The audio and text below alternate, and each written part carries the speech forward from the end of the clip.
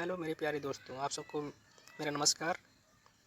और आज हम पढ़ेंगे संविधान के पहला मूल अधिकार, जिसे कहते हैं समानता का अधिकार या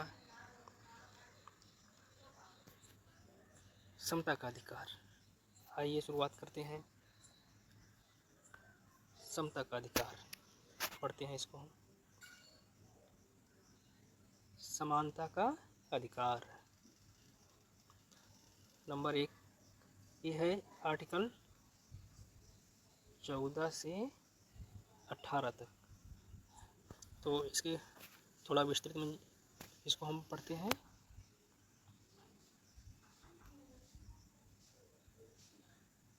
विधि के समक्ष समता और विधियों का समान संरक्षण। अनुच्छेद 14 में कहा गया है कि राज्य भारत के राज्य क्षेत्र में किसी व्यक्ति को विधि के समक्ष समता या विधियों के समान संरक्षण से वंचित नहीं करेगा। प्रत्येक व्यक्ति, चाहे वह नागरिक हो या विदेशी, सब पर यह अधिकार लागू होता है। इसके अतिरिक्त व्यक्ति में विधिक व्यक्ति अर्थात संवैधानिक निगम, कंपनियां, पंजीकृत समितियां या किसी भी अन्य तरह के विधिक व्यक्ति मिलते हैं। विधि के समक्ष समता, इक्वालिटी बिफोर द लॉ का विचार ब्रिटिश मूल का है, जबकि विधियों के समान संरक्षण को अमेरिका के संविधान से लिया गया है। पहले संदर्भ में शामिल है किसी व्यक्ति के पक्ष में विशिष्ट विशेषाधिकारों को अनुपस्थित व साधारण विधि या साधारण विधि न्यायालय के तहत सभी व्यक्तियों के लिए समान व्यवहार। कोई व्यक्ति अमीर, गरीब, ऊंचा नीचा, अधिकारी या गैर अधिकारी विधि के ऊपर नहीं है। दूसरे संदर्भ में निहित है विधियों द्वारा प्रदत्त विशेषाधिकारों और अध्यारोपित दायित्वों दोनों में समान परिस्थितियों के अंतर्गत व्यवहार समता। नंबर 2 समान विधि के अंतर्गत सभी व्यक्तियों के लिए समान नियम है। बिना भेदभाव के समान के साथ समान व्यवहार होना चाहिए। इस तरह पहला नकारात्मक संदर्भ है, जबकि दूसरा सकारात्मक। हालांकि दोनों का उद्देश्य अवसर और न्याय की समानता है। उच्चतम न्यायालय ने व्यवस्था दी कि जहां समान एवं असमान के बीच अलग अलग व्यवहार होता है, अनुच्छेद 14 लागू नहीं होता।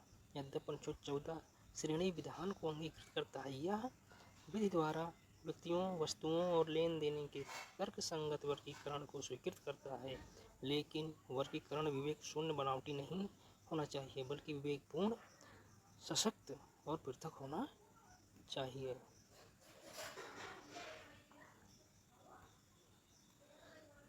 विधि का शासन। British न्यायवादी A.V. डाइसी का मानना है कि विधि के समक्ष समता का विचार विधि का शासन के सिद्धांत का मूल तत्व है। इस संबंध में उन्होंने निम्न 3 अवधारणाएं प्रस्तुत की है। नंबर 1 इच्छाधीन व्यक्तियों की अनुपस्थिति, अर्थात किसी भी व्यक्ति को विधि के उल्लंघन के सिवाय दंडित नहीं किया जा सकता। नंबर 2 विधि के समक्ष समता आवश्यक है। कोई व्यक्ति अमीर, गरीब, ऊंचा नीचा, अधिकारी, गैर अधिकारी कानून के ऊपर नहीं है। नंबर 3 व्यक्तिगत अधिकारों की प्रमुखता, अर्थात संविधान व्यक्तिगत अधिकारों का परिणाम है, जैसा कि न्यायालयों द्वारा इसे परिभाषित और लागू किया जाता है, न कि संविधान व्यक्तिगत अधिकारों का स्रोत है।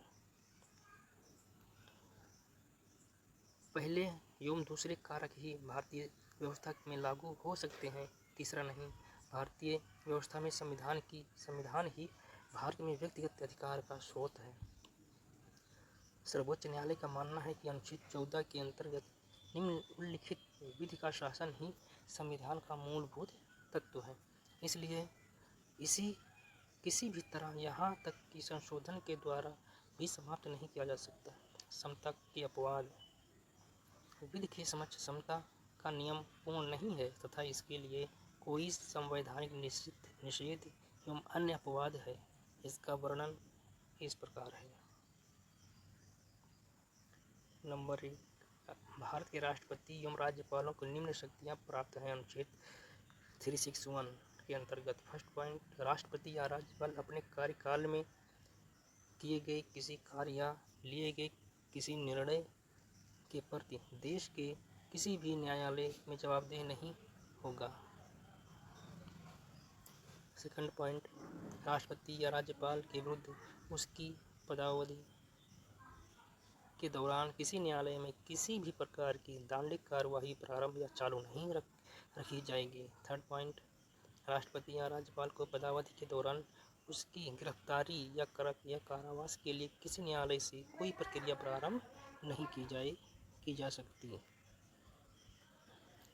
नंबर 4, राष्ट्रपति या राज्यपाल पर उनके कार्यकाल के दौरान व्यक्तिगत सामर्थ्य से किए गए किसी कार्य के लिए किसी भी न्यायालय में दीवानी का मुकदमा नहीं चलाया जा सकता है। हाँ, यदि इस प्रकार का कोई मुकदमा चलाया जाता है तो उन्हें इसकी सूचना देने के 2 माह ही किया जा सकता है, 2 माह बाद ही किया जा सकता है। सेकंड पॉइंट, कोई भी व्यक्ति यदि संसद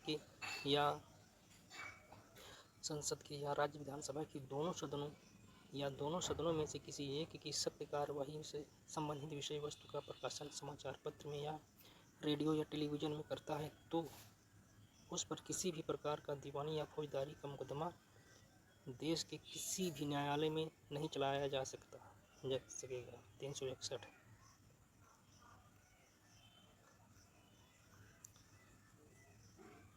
तो बाकी आगे अगले वीडियो में पढ़ा जाएगा। तब तक के लिए आप सबको बहुत बहुत शुभकामनाएं। तैयारी करते रहिए और पढ़ते रहिए। Thanks for watching. Thank you so much.